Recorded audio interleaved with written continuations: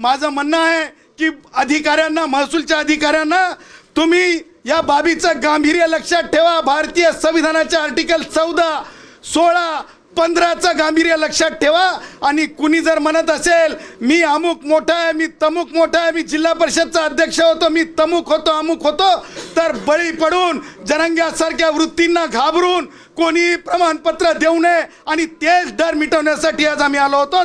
आणि ते डरच्या संदर्भानं म्हणजे जसं एखादा आजार येतंय शेतीवर, पिकावर, त्यावेळेस जसं फवारणी केली जाते त्या प्रकारच्या डरची फवारणी आम्ही आज माननीय महसूल मंत्री महोदयांकडून करून घेतलेली आहे. मला असं वाटतं की एक मोठी उपलब्धी आहे. आम्ही आज जी नोटीस दिलेली आहे मंत्री महोदयांना, मंत्री महोदयांनी मार्क केलेलं आहे. आम्ही मंत्री महोदयांना विनंती केलेली आहे की याच्यामध्ये तातडीने कारवाई नाही झाली तर ह्या पुढचे पावलं सुद्धा आमचे न्यायालयीन पावलं असतील, हे सुद्धा आज आम्ही या नोटीसमधून अवगत केलेलं आहे.